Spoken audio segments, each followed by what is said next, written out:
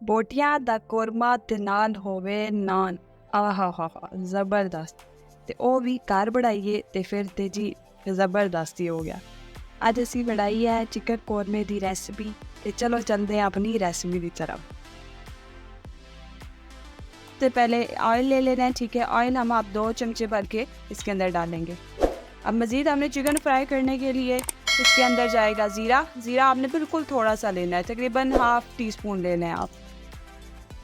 مزید اس کے اندر جائے گا ہمارا نمک، ٹھیک ہے۔ سب سے پہلے ہم نے اس کو فرائی کرنا ہے، تو نمک ہمارا بالکل تھوڑا سا جائے گا، بس کہ چکن کے اندر تھوڑا سا ایک ٹیسٹ، ایک فلیور آ جائے۔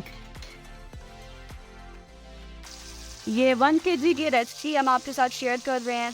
چکن ہم نے اچھی طریقے سے دھو لیا تھا، اب اس کے اندر اب جائے گا چکن، ٹھیک ہے۔ چکن میں پانی نہیں رہنا چاہیے بالکل، اس ٹائپ سے ڈالنا ہے آپ نے۔ 5 منٹ میں ہم نے جیسے اس کو بھوننا ہے۔ تو یہ دیکھیں ہمارا چکن بہت اچھے طریقے سے فرائی ہو چکا ہے، اور یلو کلر اس کے اوپر آ چکا ہے، ٹھیک ہے۔ اب نیکسٹ ہم اس کو نکال لیتے ہیں، نکال کے سائڈ پہ رکھیں گے، اور اب ہم اس کی تیار کرتے ہیں پیسٹ، جو ہم نے اس کی گریوی تیار کرنی ہے۔ اسی آئل میں اب ہم پیاز فرائی کریں گے، ٹھیک ہے۔ پیاز ہم نے لے لی ہیں تقریباً 4، ہم نے لیے ہیں میڈیم سائز کے۔ اب ہم اس کو اس کے اندر ڈال کے اس کو براؤن کرتے ہیں۔ پیاز کو آپ نے اس طرح باریک چاپ کر لینا ہے۔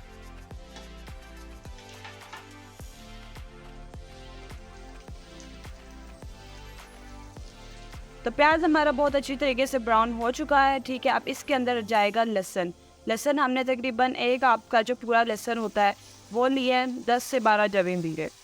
اب لہسن ڈال کے، اور بیچ میں ہم نے 2 سبز مرچیں ڈال دی ہیں، ڈال کے ہم اس کو اچھی طریقے سے براؤن کرتے ہیں۔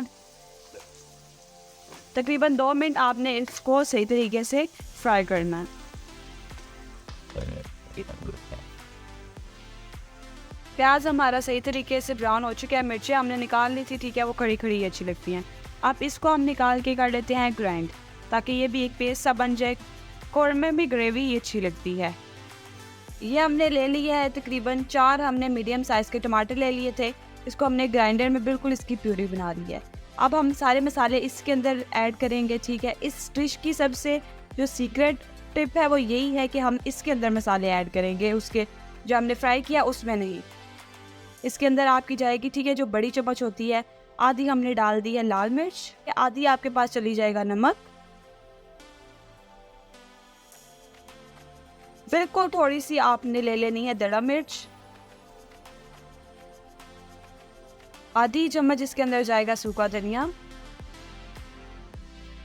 اور آدھی سے بالکل تھوڑی سی 1/4 تقریباً آپ کی جو چمچ ہے وہ جائے گی ہلدی کلر کے لیے۔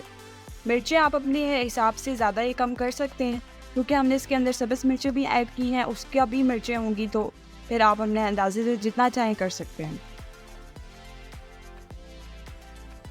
اس کے اندر ہم نے جو ٹماٹر جس میں ہم نے سارے مسالے ڈالے تھے وہ ڈال دیے، ٹھیک ہے۔ اب اس کے اندر جو ہم نے چکن فرائی کیا ہوا تھا وہ جائے گا، تیز آنچ آپ نے رکھنی ہے تاکہ وہ صحیح طریقے سے فرائی ہو، اور جو مرچیں ہم نے نکالی تھی وہ بھی ہم نے ایڈ کر دی۔ اب ہم اس کو تھوڑی دیر کے لیے ڈھکن لگا کے تو سٹیم دیتے ہیں۔ یہ دیکھیں زبردست، اس کا کلر چیک کریں، ہم نے جس ٹائم اس کو دم دیا تھا تو کیسا تھا، اور اب دیکھیں۔ اب ہم اس کو اچھے سے تھوڑا سا بھون لیتے ہیں۔ اب نیکسٹ اس کے اندر وہ جو پیاز ہم نے براؤن کیا تھا اس کو ہم نے بالکل پیوری سے بنا لی ہے، وہ ایڈ کریں گے۔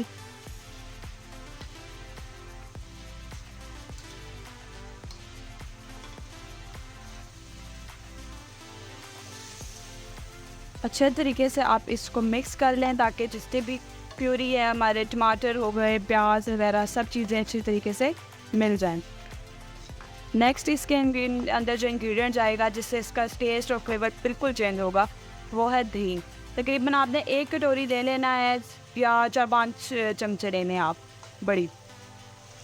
اس سے ایک تو یہ ہوگا کہ آپ کی جو بوٹی ہے، چکن ہے، وہ بہت اچھا اندر سے پک جائے گا، اور اس کے اندر جو فلیور ہے، جو ایک پھیکا پن ہوتا ہے، وہ بالکل سے نہیں آئے گا۔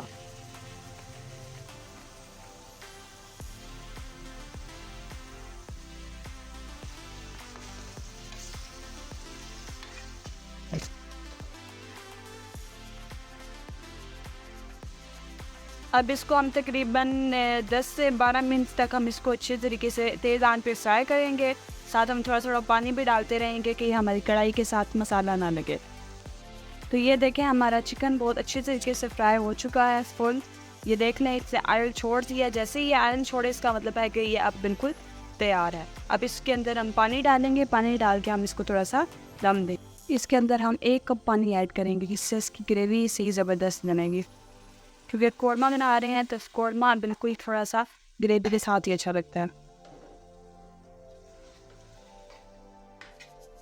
बस 5 मिनट की इसको हम स्टीम देंगे और फिर ये रेडी है। तो ये देखें जी हमारा कौरमा हो गया है तैयार। अब हम इसको गार्निश करते हैं। गार्निश के लिए हम अपने ऊपर सब्ज़ मिर्च डालेंगे, साथ हम अदरक है और धनिया। ज़बरदस्त, वाह जी वाह, खुशबू तो ज़बरदस्त।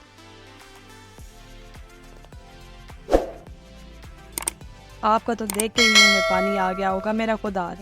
आपने जल्दी से इसको ट्राई करना है और फिर आपने बताना है कि आपका कैसा बना था कोई।